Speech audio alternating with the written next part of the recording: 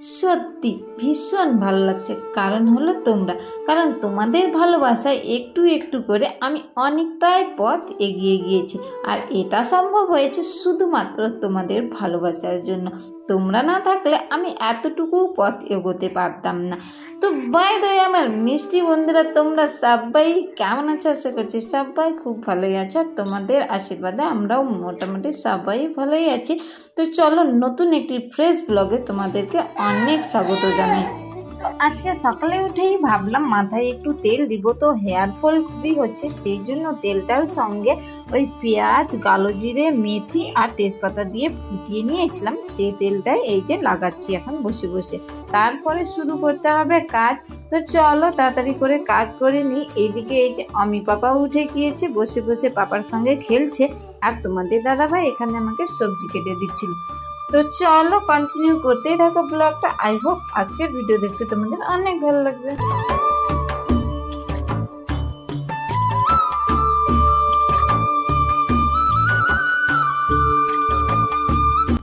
আর এইসব তো আমাদের রোজকার রুটিন। যেহেতু তোমাদের দাদা ভাই ক্যান্টিনে যাচ্ছে, তো আমারও আবদার কি নিয়ে দেবে না নিয়ে দেবে, কি এনে দেবে, এসব নিয়ে ঝামেলা চলছিল একটু একটু করে, মিষ্টি মিষ্টি ভালোবাসা আর কি। তো তারপরে এই যে তোমাদের দাদা ভাই চলে গিয়েছে, সোজা চলে এসেছি এখানে ঘরটা মুছে নিচ্ছি তাড়াতাড়ি করে। কারণ সারাদিনের তো বুঝতেই পারছো মহিলাদের রাজ্যের কাজ পড়ে থাকে। আর এতটুকু বাচ্চা নিয়ে এখন অমি পাপাকে নিয়ে একাই আমাকে সব করতে হবে। আর বুঝতেই পারছো অমি পাপা যেহেতু এখন হামাগুড়ি দিতে শিখেছে, দুষ্টুও হয়েছে, কিছুতেই থাকে না। পিঠে যখন বেঁধে রাখি তখন তো প্রচুর ঝামেলা করে, এত ছটপট ছটপট করে নামার জন্য যে কাপড়ের ফাঁক দিয়ে বের হয়ে যায়। তো ওটাও সমস্যা, কখন পড়ে যাবে না পড়ে যাবে তখন। তো তারপরে এই যে দেখতেই পেলে ঘর মোছা কমপ্লিট হয়ে গিয়েছিল। আর এদিকে রান্নাও কমপ্লিট হয়ে গিয়েছে। তো ওভেন, রান্নাঘরের শেলফ সবগুলো ভালো করে পরিষ্কার করে নিচ্ছিলাম।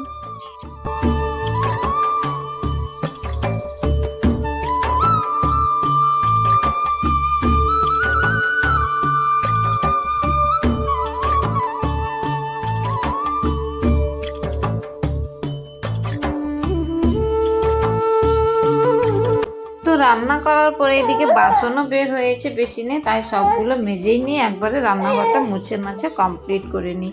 তো চলো কন্টিনিউ করতেই থাকো তোমরা।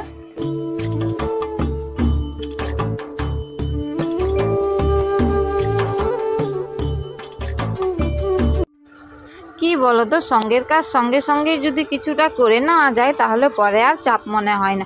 কারণ ছোট বাচ্চা নিয়ে করতে হয়, তার মধ্যে অমি পাপা বললাম যে একটু দুষ্টু হয়েছে।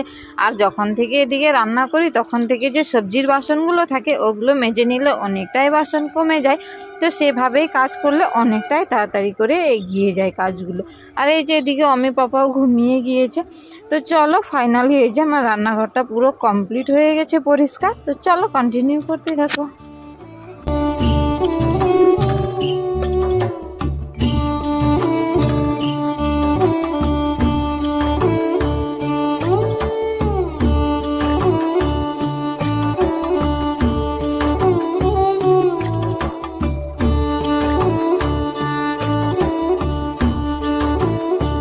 অমি পাপা এখনো ঘুমিয়ে রয়েছে, এর মধ্যে আমাকে সব কাজ টেনে নিতে হবে। নিচের কাজগুলো অনেকটাই কমপ্লিট হয়ে গিয়েছে। সোজা চলে এসেছে এই যে গম আর ভুট্টা মিক্স করে মেলতে, কারণ এদিকে আটাও শেষ হয়ে গেছে। তো এইদিকে মেলে নিয়েছি। আর অনেক দিন ধরে গাছে খোল দেওয়া হয়নি, তো গাছে খোল জল দেই আমি সপ্তাহে, ওই 2 সপ্তাহে একদিন। তো খোলও ভিজিয়ে নিলাম।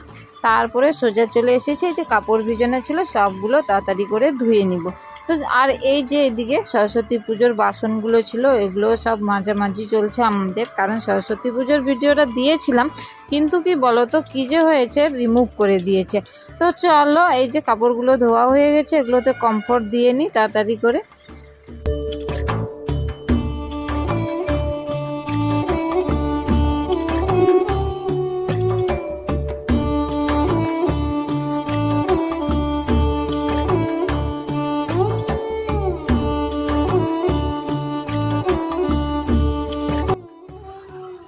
মোটামুটি এখন অনেকটাই কাজ কমপ্লিট। এই যে স্নান ধান সব করে নিয়েছি, এদিকে সব কাপড় চোপড়ও মেলে দিয়েছে, এদিকে মেয়েও চলে এসেছে। আর দেখো কত কাপড় বের হয়েছে আজকে।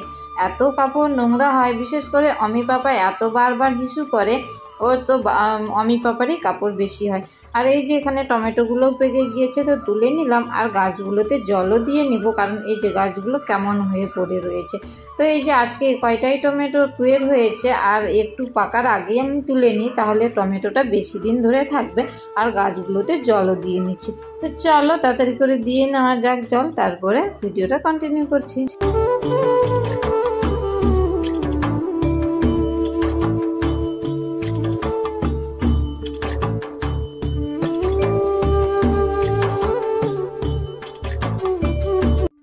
তো এই যে বাসনগুলো যেগুলো মাজা হয়েছিল সবগুলো এখানে জল ঝরানোর জন্য রাখা হয়েছিল, তো সবগুলো জল ঝরে গিয়েছে। এখন সবগুলো মুছে মুছে রেখে দিব যত্ন করে, কারণ কি বাইরে যত বাসন থাকে ততটাই নোংরা হয়।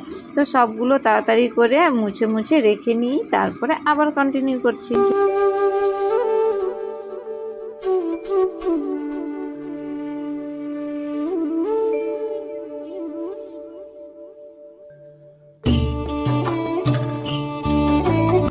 তো এই যে এগুলোও বের করা হয়েছিল, সরস্বতী পুজো খিচুড়ি রান্না হয়েছিল এগুলোতে।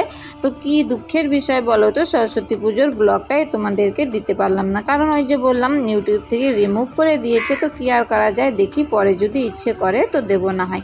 আর সব কাপড় চোপড় শেষে নামিয়ে নিয়েছি বিকেলবেলা। এই যে ভাগ্নি আমি দুজনই বসে গিয়েছি ভাঁজ করার জন্য। তো চলো তাড়াতাড়ি করে ভাঁজ করে নেই, আর অনেকই কাজ পড়ে রয়েছে এখনো।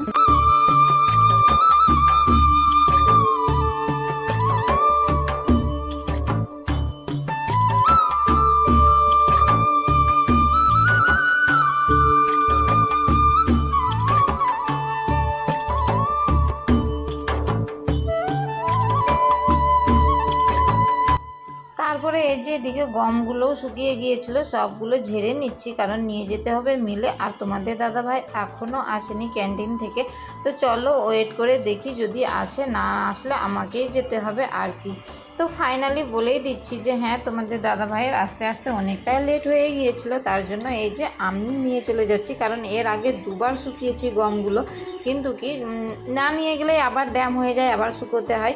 আর এদিকে আটাও শেষ হয়ে গেছে। ফাইনালি ওই জন্য আমি চলে যাচ্ছি, এটা ভাগ্নের সাইকেল নিয়ে মিলে। তো চলো কন্টিনিউ করতেই থাকবো।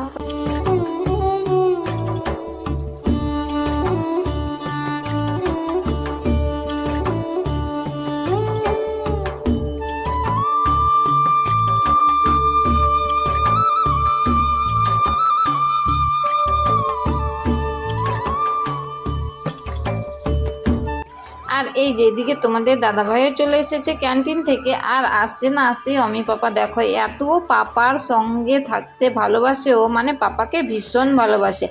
ওর কাছে যদি আমি থাকি তবুও কিন্তু আমার কাছে থাকতে চায় না, এত পাপাকে ভালোবাসে। জানি না চলে গেলে যে কি করবে না করবে। তো এই যে তোমাদের দাদাভাই ক্যান্টিন থেকে অনেক জিনিসই তুলে দিয়েছে, কারণ ছুটি শেষ হয়ে যাচ্ছে। ও যাওয়ার আগে আমাকে সব কিছু তুলে দিয়েই আসে। আর এই খাবারটা এই যে দেখতে পেলে, এটা দিয়ে পাঠিয়েছে আমার মামার ছেলে। তো এখানে ছিল ওই ব্রেড পকৌড়া আর হলো পনির পকৌড়া। তো খুবই টেস্টি, কারণ রায়গঞ্জের এই চপগুলো না আমার খুবই ভালো লাগে। আর অনেক দিন পরে পেয়েছি, সত্যি আরও জমিয়ে খেয়েছি। তো চলো সবগুলো এই যে গুছিয়ে রাখছি, আমি কোনটা কোথায় রাখবো না রাখবো। আর আজকের ব্লগটা এখানেই শেষ করছি। তো চলো তোমরা সবাই ভালো থেকো, সুস্থ থেকো, সবার সুস্থ কামনা করে আজকের ব্লগটা এখানেই শেষ করছি। Okay, bye, love you all, tata. আর এভাবে আমার পাশে থেকো তোমরা।